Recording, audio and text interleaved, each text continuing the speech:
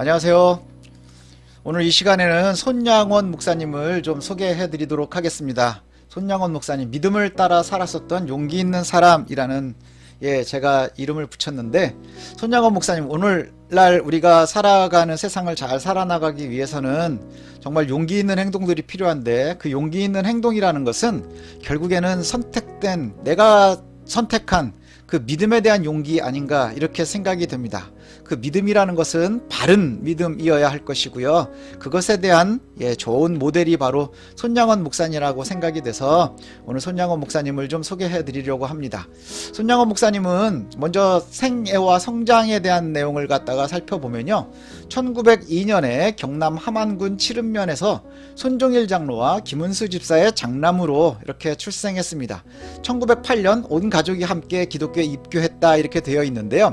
손양원에 붙인 손종일은 38세에 굉장히 늦은 나이지요. 이웃집 형의 전도로 예수를 믿게 되었다고 합니다. 그런데 당시에는 명성황후가 시해를 당하고 또 을사늑약에 절망하고 있었는데, 그때 소개받은 예수의 복음이, 예수 그리스도의 복음을 통해서 손종일 장로는 새로운 희망을 찾았다 이렇게 얘기를 합니다. 그래서 예수를 믿게 된 다음부터는 곧바로 술 담배를 끊고요, 성경을 탐독하고 그 다음에 제사를 거절하면서 집안의 핍박을 받게 되었지만 서서히 그의 진심이 가족들에게 전달이 되고, 그래서 아내를 중심으로 시작해서 온 가족이 예수를 믿게 되었다 이렇게 이야기를 합니다.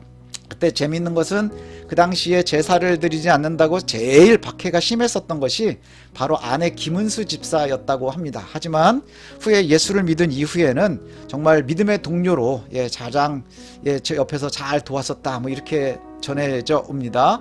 1913년에 손양원 목사는 칠원 초등학교에 입학을 했습니다. 그런데 곧바로 궁성 요배 때문에 이것 때문에 이제 이 퇴학을 당하게 되는데요.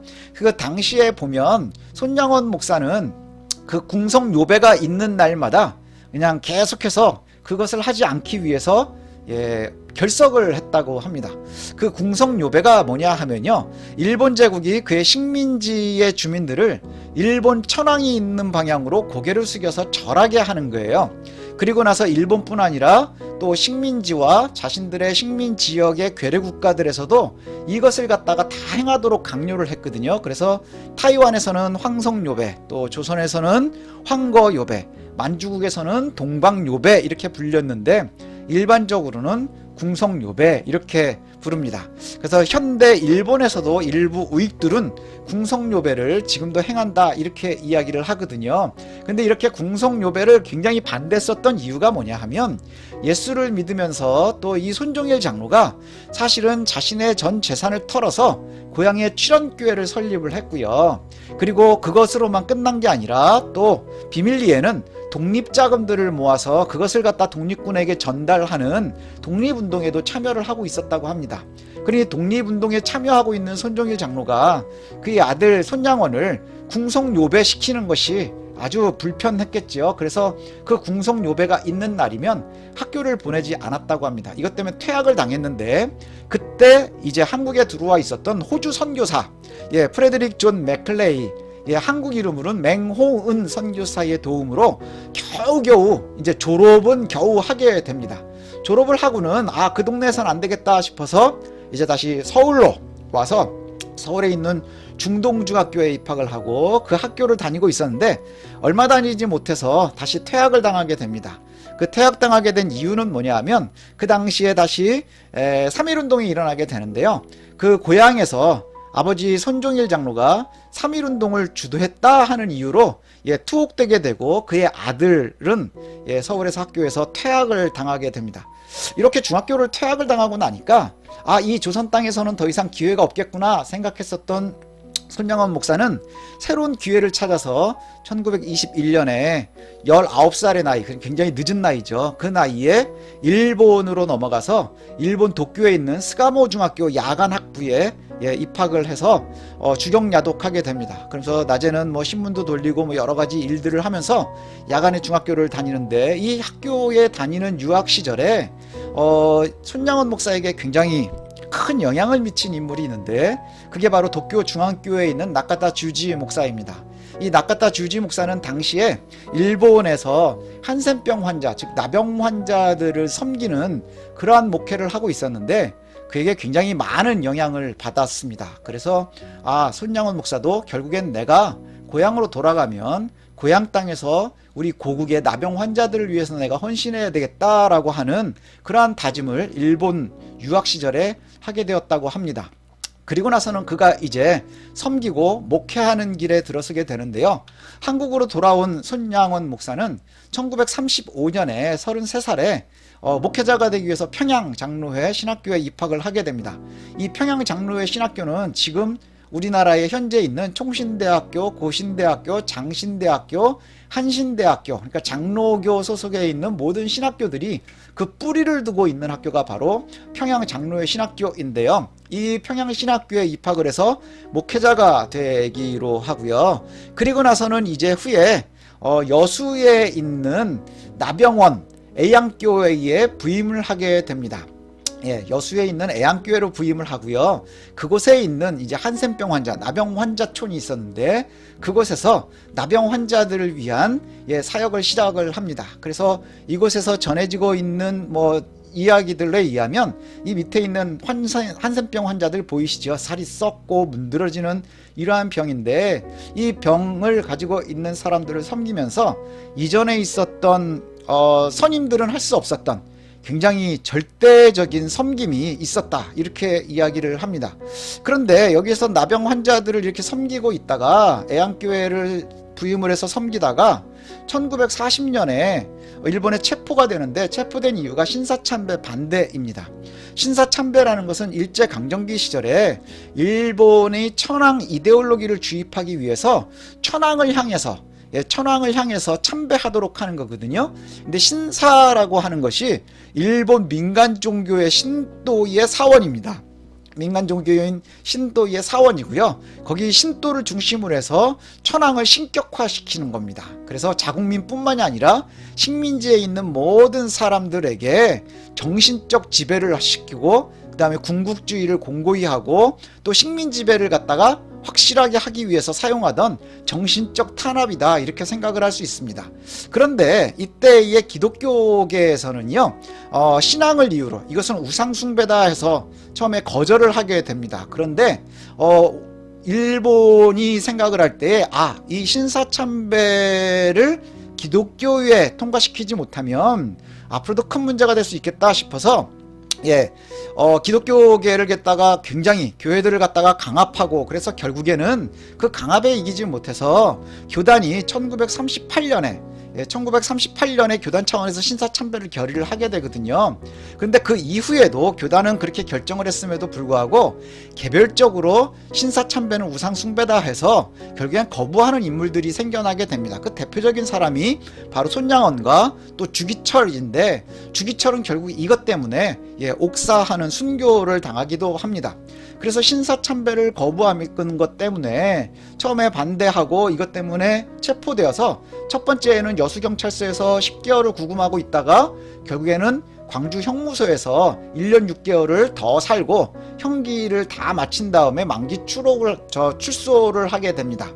그런데 다시 2차로 1943년에 다시 신사참배 거부한 것, 또 그것을 갖다 그냥 혼자 거부하는 게 아니라 반대 운동을 했다 하는 이유로 또 이제 잡혀 들어가게 되거든요. 그리고 나서는 그곳에서 종신형을 받게 됩니다.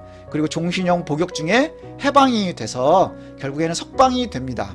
석방된 이후에도 손양원은 다시 여수 애양원을 찾아와서요, 그곳에서 나병 환자들을 이렇게 섬기게 됩니다. 자, 그렇게 하면서 좋은 시절이 잠깐 있는 듯 하지만, 또 새로운 고난을 당하게 되거든요. 굉장히 어려운 일들을 또 당하게 되는데, 그게 뭐냐 하면 여순사건이 1948년에 있게 됩니다. 여순사건 때에 이 안재선이라고 하는 공산당원이었었던 청년 안재선이 손양원 목사의 아들 손동인과 손동신을 총살시키게 됩니다. 그래서 이 두 아들이 바로 그 당시에 공산당원이었었던 청년 안재선에 의해서 죽게 됩니다. 그런데 손양원이요, 의외의 결정을 하게 되는데, 그게 뭐냐면 안재선을 용서하고 그리고는 구명운동을 하는 겁니다. 구명운동을 하는데 처음에는 뭐 양자까지 드릴 생각은 없었는데, 얘를 어떻게 해야 살릴 수 있을까라고 하다가 결국엔 유일하게 찾아낸 방법이 그를 양자로 드리는 거였다고 그래요. 그래서 그 당시에 아들을 둘이나 죽인, 손동인, 손동신 두 아들을 죽인 그 안재선을 용서하고 그를 갖다 양자로 삼게 됩니다. 그리고 나서는 그 양자를 삼고 나서 요 밑에 보면 나오지만, 그 안재선이 신학을 했으면 좋겠다 해서 그 집회가 있을 때마다 안재선을 항상 데리고 다녔다고 그래요. 그런데 아마도 안재선이 너무너무 힘들어 했었던 것 같습니다. 왜냐하면 살인자라고 하는 이 굴레가 그를 굉장히 힘들게 했었던 것 같아요. 그래서 그 이후로는 안재선을 데리고 다니지 않았다, 이렇게 알려지는데요. 손양원의 소식이 전국으로 퍼지게 됩니다. 전국으로 퍼지게 되고, 그런 일들이 많은 사람들에게 귀감이 되게 됩니다. 그러다가 김구 선생이 암살당하기 몇 달 전에 손양원 목사님을 오산학교의 교장으로 청빙하고 싶어서 찾아오게 됩니다. 오산학교에 그 교장으로 청빙을 하려고 하는데, 손양원이 그것을 거절을 했다고 그래요. 이유는 뭐냐 하면, 내가 한센병 환자, 그러니까 나병 환자들, 나의 환우들을 버릴 수가 없다. 그래서 손양원은 그것을 갖다가 이제 거절을 단호하게 하자 김구 선생이 이양연의 시를 써주고 갔다고 그래요. 조선 후기에 이양연의 시를 써줬는데, 그 장면이 요 사진 3개 중에 가운데 보면 그 시를 써주는 장면인데, 많은 분들이 그런 이야기들을 해요. 김구의 초청을 그때 받아들였다면 아마도 손양원의 삶이 훨씬 더 편안해지고 또 이 땅에서 좀 편하지 않았을까, 훨씬 풍요롭지 않았을까, 뭐 이런 이야기를 하는데, 뭐 그거는 껄이니까 이후에. 그런데 단호하게 김구의 조건을 거절하고요. 그러자 김구가 손양원에게 이런 시를 써줬다고 합니다. 저는 한자는 잘 모르지만 여기 보면 답설야중거 불수호란행 금일야행적 수작후인정, 이래서 눈이 내리는 들판을 걸을 때는 네가 똑바로 걸어가야 된다. 왜냐하면 그래야 뒷사람들이 너의 발자국을 보면서 잘 따라올 수 있기 때문이다. 뭐 이런 이야기를 써주고 갔다고 합니다. 그래서 이때 이것이 굉장히 큰 사건이 되었고, 아마 전국적으로도 굉장히 많은 이야기들을 낳았었던 사건입니다. 아들을 죽인 그 안재선을 갖다가 용서하고 양자로 삼았다. 그리고 나서는 시간이 조금 더 지났습니다. 그런데 그 뒤에 또 뭐가 생기냐면 6.25가 터지게 되는 겁니다. 그래서 1950년에 6.25가 발발을 하면서 사람들이 이제 피난을 하자, 이렇게 얘기를 하거든요. 근데 피난을 준비하는데, 당시에 들려오는 이야기에 의하면, 그 당시에 살아계셨었던 분들의 이야기에 의하면 피난을 가는데 그 당시에 여수였으니까 배를 타고서 부산으로 피난을 가자, 그렇게 했다고 그래요. 그런데 피난을 가려고 이제 교인들과 다 같이 준비를 하고, 그리고 나서는 배에 올라탔는데, 이제 출발하기 전에 손양원 목사님이 기도를 해주시더니 곧바로 배에서 내렸답니다. 그래서 왜 그러느냐 그랬더니, 당신들은 가서 잘 목숨을 유지하십시오. 그런데 나는 이 애양원을 떠날 수 없습니다. 내가 나병 환자들을 돌보다가 돌보겠다고 하나님과 약속을 했는데, 내가 살겠다고 그들을 버리고 도망갈 수 없습니다. 그래서 그냥 애양원을 지켰다고 합니다. 그러다가 얼마 지나지 않아서, 6.25 발발하고 나서 얼마 지나지 않았죠. 1950년에 9월 29일 날 결국에는 끌려가서 공산당에게 체포되어서 49세의 나이에 총살당해서 순교하게 됩니다. 굉장히 수많은 사람들이 슬퍼했었다고 그래요. 굉장히 수많은 사람들이 슬퍼했었고요.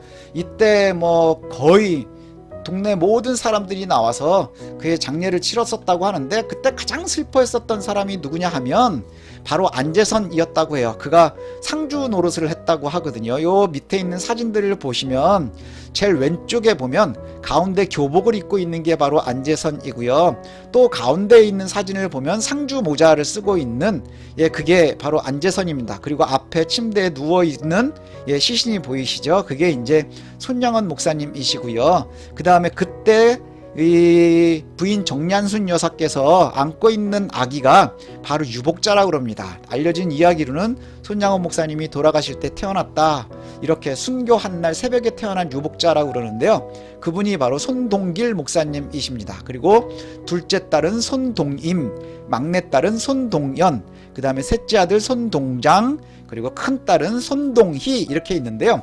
여기에 보면 손동희의 사진이 없습니다. 왜냐하면 그때 안재선을 양자로 삼는 것을 가장 반대했었던 것이 바로 첫째 딸 손동희였다고 해요. 왜냐하면 내가 정말 사랑했었던 오빠 둘이나 죽인 안재선을 아버지가 양자로 삼는다고 하면 그 살인자가 내 오빠가 되는 건데 어떻게 예수를 그런 식으로 믿으려고 하느냐, 그러면서 가장 반대도 많이 하고 또 반항했었던 것이 바로 손동희였다고 합니다. 그래서 이 사진을 찍을 때마다 이 손동희는 함께 사진을 찍지 않아서 함께 찍은 사진이 없다고 하네요. 예, 그렇게 하면서 이제 손양원 목사님의 시대가 이제 끝나게 됩니다. 그런데 이제 우리가 생각해야 될 것이 바로 그거예요. 예, 이후에 그러고 나서 오랜 세월 안재선은 어디에서 살게 되느냐 하면요, 손양원 목사님께서 순교하신 이후에 그곳에서 사라졌다고 합니다. 그리고 나서는 동네에서는 본 적이 없는데 이후에 사라져서 무인도로 들어가서 어부로 살다가 결국엔 서울 쪽으로 흘러 들어와서 철저하게 신분을 속이고 살아면서 일용직을 하고 노동일을 하고 이러가면서 생계를 유지했었다고 합니다. 그러다가 마지막에는 상계동에서 살면서 가론동의 아파트 경비 일을 하다가 후두암에 걸려서 이제 소천하게 됩니다. 그 안재선의 이야기를 좀 계속 이어가려고 하는데요. 요 왼쪽에 있는 게 끝까지 안재선을 용서하지 못했었던 첫째 딸 손동희 권사님입니다. 안재선은 결혼을 해서 자녀가 있었지만 자신의 이야기는 해준 적이 없다고 그래요. 자신의 이야기는 해준 적이 없었고 또 교회도 다니지 않았었던 것으로 전해집니다. 아마도 그가 교회를 다닐 수 없었던 것은 손양원 목사님이 생각이 났었을 거고, 또 자신이 자신의 이야기를 아이들한테도 가족들한테도 하지 못했었던 것은 아마 살인자로서의 무게가 그를 굉장히 괴롭혔기 때문이 아닌가, 이렇게 생각이 돼요. 그런데 이 손동희 권사도 역시 마찬가지입니다. 예, 끝까지 그 안재선을 용서하지 못하고 있었다고 그래요. 근데 손 권사님께서 해주시는 말씀에 보면 이런 이야기가 나옵니다. 성경에 원수를 사랑해라 쓰니 용서만 하면 안 되는 거 아니겠느냐, 그래서 내가 아들을 삼으려고 한다, 이 말이 아버지가 그 딸에게 해줬었던 이야기라 그래요. 그런데 참 이런 사람이 어딨냐, 이렇게 예수를 이렇게 믿어야 되느냐, 그러면서 미워했었는데 그런 이야기가 전해집니다. 어느 날 오빠들의 유품이 전달이 됐는데 손양원 목사님이 교회 구석에 가서 숨어서 통곡을 하는 장면을 보면서 저 양반도 결국엔 약하고 약한 아버지이고 인간인데 말씀대로 성경대로 옳은 길을 따르는 것이 이렇게 쉽지 않은 길이구나 라고 하는 생각을 했었다고 그래요. 그런데 이렇게 서로 화해하지 못했었던 손동희와 그 다음에 안재선이 화해하게 되는데요. 그 화해가 언제 이루어지게 되느냐 하면요, 1988년에 후두암으로 이제 걸렸었다 그랬잖아요. 안재선이 후두암으로 걸려서 이제 죽을 때가 다 되어 가는데 그 손동희가 지방에서 살고 있다가 서울에 이제 가족 모임 때문에 올라오게 됐는데 그것을 이제 안재선이 알게 되었고, 그 다음에 안재선은 아직도 손동희가 자신을 용서하지 못했다는 것을 알아서 이 손동희를 갖다가 찾아갔다고 합니다. 그리고는 무릎을 꿇고는 용서를 빌었었다고 그래요. 그럼 빌면서 했었던 얘기가 바로 이거랍니다. 동희야, 나 이제 곧 하늘나라로 가는데 천국에 가면 내 오빠 앞에서 무릎을 꿇고 사죄할게, 그러면서 용서를 빌었다고 그래요. 근데 얼마나 서러웠었는지 그때 다 늙은 안재선과 손동희가 둘이 껴안고 한참 동안을 갖다가 둘이 서러움 때문에 통곡을 했었다, 뭐 이렇게 이야기를 합니다. 그래서 안재선이 이후에 그 아들이 있었는데 그 아들 안경선에게 신학을 하라고 마지막 말을 남겼었다고 합니다. 그런데 이 아들 안재선은 사실 신학을 하라고는 했는데 이 안재선이 교회를 다니게 된 이유도 뭐냐 하면 그 상계동에 살고 있을 때에 친구가 교회에 놀러 가자 그랬었다고 그래요. 교회에 놀러 가자. 그래서 교회를 놀러 갔더니 영화를 보여주는데 그 영화가 손양원 목사님의 일대기를 그린 사랑의 원자탄이라는 영화였었다고 그래요. 그래서 그 영화를 보고는 집에 와서 아버지 안재선에게 그랬답니다.